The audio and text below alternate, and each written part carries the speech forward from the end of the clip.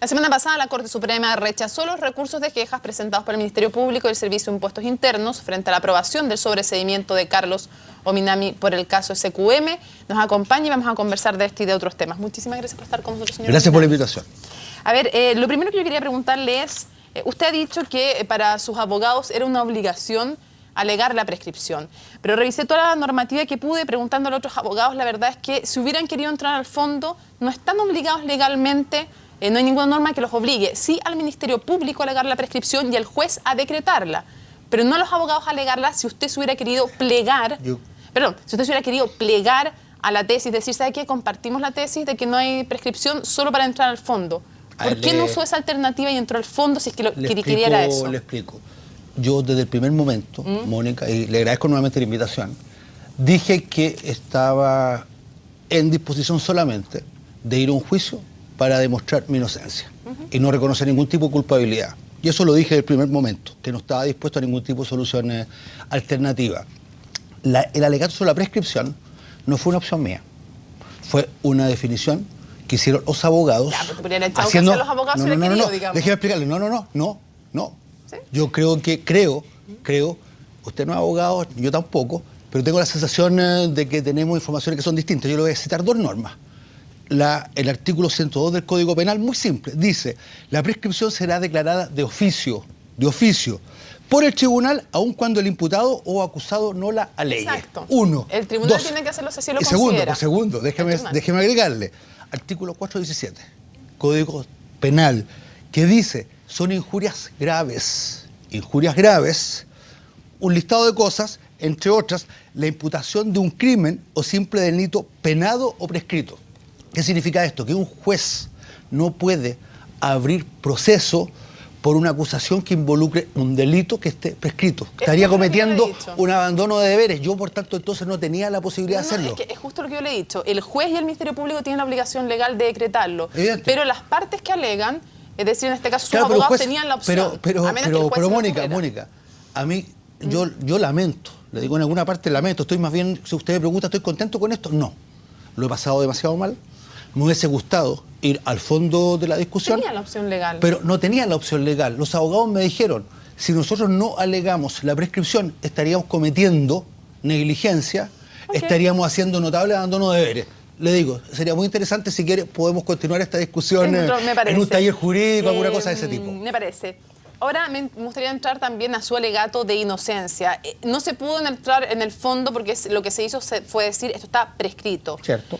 Pero ya no estamos en el tribunal, estamos en la entrevista. ¿Por qué usted dice que es inocente si Milton Lee, ante la Fiscalía, ha declarado que recibió, lo voy a simplificar, plata de SQM mensualmente, que acordó con usted, además, que se iba a recibir plata de SQM para el pago de todos los trabajos que su imprenta le iba a hacer para su campaña? Le respondo. No es la primera vez que me hacen esta pregunta, pero se la respondo. Le digo, yo no he emitido ninguna boleta. No he emitido ninguna factura, no me he concertado maliciosamente con nadie, no he recibido un peso para mí. Déjeme decirle, he sido ministro, he sido senador durante 16 años. Todo este caso lo que involucra es un perjuicio fiscal de 72 millones, no de dólares, 72 millones de pesos. Le digo, esto es lo que SQM debe ganar en una hora de actividad. Es completamente absurdo como acusación, le digo, siempre sostenido, que es una acusación, porque le digo, no he dado boleta, no he dado factura y no me he concertado maliciosamente con nadie. Yo no tenía por qué saber que Soquimilla, al hacer este tipo de donación, iba a utilizar esas facturas para los efectos de rebajar el impuesto en primera categoría o utilizar el crédito fiscal que Talleres Alerce pagó involucrado en esa factura. Entonces, le digo, lamento. Que no sabía, pero mi pregunta es, ¿usted sabía que SQM estaba pagando por los trabajos que Alerce realizaba?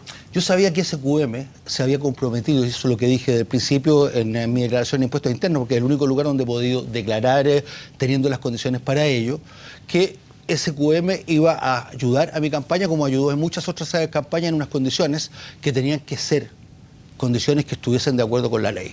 Eso es lo que yo he declarado y es lo que yo le reitero. ¿Es verdad o no que usted se puso de acuerdo con Milton Lee en que SQM le iba a pagar a su taller? Le dije, Mónica, fui bien claro. Yo no me he concertado maliciosamente con nadie para defraudar al fisco. He sido más aún un senador que trabajó muy intensamente en todo lo que tiene que ver con terminar con la ilusión, con la evasión. No, pero ¿sabe por qué quiero ser específica en la pregunta? Porque cuando usted me dice, yo no me concerté maliciosamente con nadie para defraudar al fisco, eso es una cosa, y otra cosa distinta es si usted sabía o no la entrega de la plata a específicamente Milton Lee vía Le reitero. Yo no tenía por qué saber que se emitían facturas que iban a ser utilizadas maliciosamente, como se dice, facturas ideológicamente falsas que iban a ser utilizadas maliciosamente para defraudar al fisco. Ya, pero más allá de la plata, eso es lo único determinantemente. ¿La plata sabía? Más allá de la factura, de cómo se yo sabía que Soquimich estaba aportando a mi campaña en unas condiciones que podían ser perfectamente legales. Ya, o sea, déjeme decir lo siguiente. La imprenta. Déjeme decirle. Yo creo. Si yo tengo que hacer, yo me hago un reproche en esto. Yo no vengo a decir, mire, aquí esto ha sido impecable. Si se volviera a producir una situación de este tipo, le garantizo que yo no habría sido particularmente riguroso para no verme involucrado en una situación de este tipo. Creo que el problema, el reproche que yo me hago es haber aceptado competir en estas condiciones, en las condiciones de una legislación que estableció algo que afortunadamente acaba de prohibirse, que es el financiamiento de las campañas por parte de las empresas. ¿A usted no le conflictúa que SQM, una empresa que es controlada por el yerno de Pinochet, uno de los controladores, le financiara la campaña? Déjame, si usted me pregunta, Mónica, si estoy orgulloso de esto, le digo derechamente no. Si usted me pregunta, ¿usted lo volvería a repetir? Le digo derechamente no. Ahora, si usted me dice, mire, aquí hay un serio cuestionamiento ético, yo le digo, discutamos.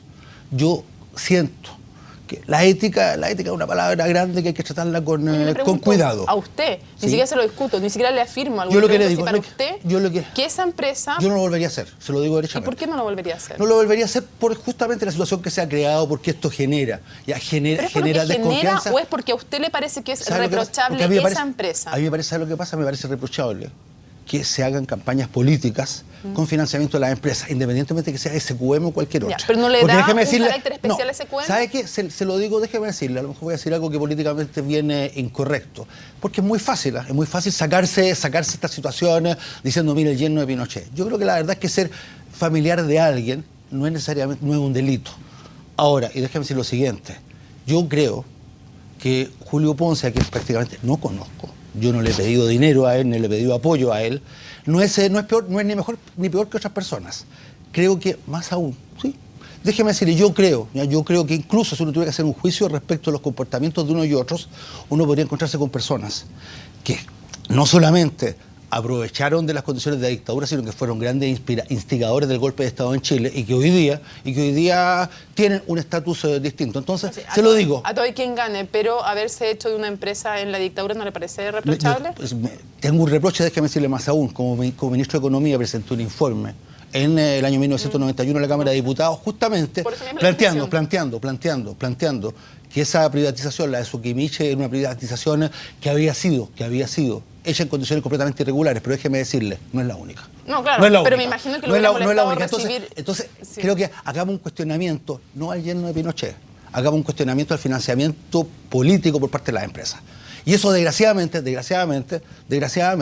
fue algo que se estableció en contra de la voluntad mía y de muchos otros en el Parlamento. Bien, en el momento en que se cambió la legislación. Por eso yo le preguntaba si específicamente le asignaba... Yo le reitero... A esa si le asignaba usted se lo digo francamente, no. Creo que no tiene una parte, porque creo que no es la única privatización cuestionable. No, es altamente cuestionable. A todas las que estuvieron privatizadas en esa, le asigno un reproche ético, recibir plata de ella. Seamos bien francos y sinceros, finalmente. El conjunto de la estructura empresarial chilena está contaminada, es hija, de alguna forma, de los 17 años de dictadura. Vamos a otros temas. Quiero saber si efectivamente usted siente que el trato que se ha dado, no solo a su caso, sino también al caso de su hijo adoptivo, Marco Enrique Jominami, ha sido... Yo sé que usted tiene una crítica respecto a lo que ha sido el tratamiento, pero quiero saber si comparativamente con el caso de Michelle Bachelet y la precampaña, con el caso de su campaña en las primarias de Eduardo Frei Ruiz-Tagle, con el caso de Sebastián Piñera y su administrador de campaña, si usted siente que el caso de Marco Enrique Jominami versus estos otros tres que mencionó, ha sido distinto el trato que se ha dado por parte del Ministerio Público y del Servicio de Impuestos Internos. Yo creo que fundamentalmente, le digo sí, te lo respondo derechamente, creo que sí. ¿Y a qué lo atribuye? Creo que los criterios no han sido exactamente los mismos. Yo radico esta visión de las cosas. Creo que el origen del problema no está en la Fiscalía, creo que el origen del problema está en impuestos internos, porque finalmente creo que la Fiscalía hace lo que las querellas de impuestos internos establezcan. Y por lo tanto, perdón, ¿sí? Si usted le atribuye más responsabilidad a impuestos internos, me imagino es porque usted está haciendo la derivada de que está vinculado al gobierno. La está haciendo usted, la derivada. Yo creo, se lo digo francamente, yo creo que aquí hay un tema sobre el cual va a haber que discutir y reflexionar con mucho cuidado, que es la posibilidad de instrumentalización política de un servicio tan importante, un servicio fiscalizador tan importante como impuestos internos. Yo creo, lo he dicho. Creo que impuestos internos no ha actuado con los mismos criterios en todos los casos. Por ejemplo, perdón, yo creo que casos, existe, Mónica, el riesgo de la instrumentalización, y yo lo digo francamente, yo no pondría las manos a fuego por impuestos internos respecto de esto. No soy nadie, no soy juez, no soy policía para decir, oiga, mire, tal cosa. Pero si usted me lo dice, me lo pregunta, yo le digo, yo no tengo la garantía que impuestos internos haya actuado de manera ecuánime. Se nos acabó el tiempo, pero quiero hacer una pregunta que tiene que ver con temas internacionales. Quiero saber cómo evalúa usted el anuncio, dos anuncios, uno que tiene que ver con algo nacional y algo internacional. Internacional, la demanda anunciada y ya presentada por el gobierno por el río Silala. ¿La evalúa bien o mal? Mira, Chile está en su derecho. Siento que además Chile tiene fundamentos muy sólidos para decir que el Silala es un río internacional y que por tanto entonces Chile tiene derecho respecto a esas aguas. Pero le agrego inmediatamente lo siguiente. La verdad es que a mí me duele todo esto que está ocurriendo. Creo que tiene algo de dramático que Chile y Bolivia estén en un conflicto por el Silala en las condiciones que tenemos, un mundo turbulento, un mundo lleno de complejidad, un mundo en donde, entre otras cosas, un personaje tan nefasto como el señor Trump podría ser en los próximos meses elegido presidente de los Estados Unidos. Entonces, creo que tiene algo de dramático y de patético lo que está ocurriendo entre nuestros países, y lo lamento. Para cerrar, la decisión de la presidenta Bachelet de querellarse penalmente contra 4 periodistas de la revista ¿Qué pasa? Después de la publicación de una transcripción telefónica, de un pinchazo telefónico, por decirlo más coloquialmente, de Juan Díaz. Mire, comprendo plenamente la indignación de la presidenta. Creo que ella ha actuado de buena fe, utilizando un instrumento que se ha prestado para equívocos, que ha abierto una discusión sobre libertad de expresión. Creo que esa indignación debe haberse expresado de una manera distinta. Carlos Jominami, muchísimas gracias por habernos acompañado. Muchas gracias.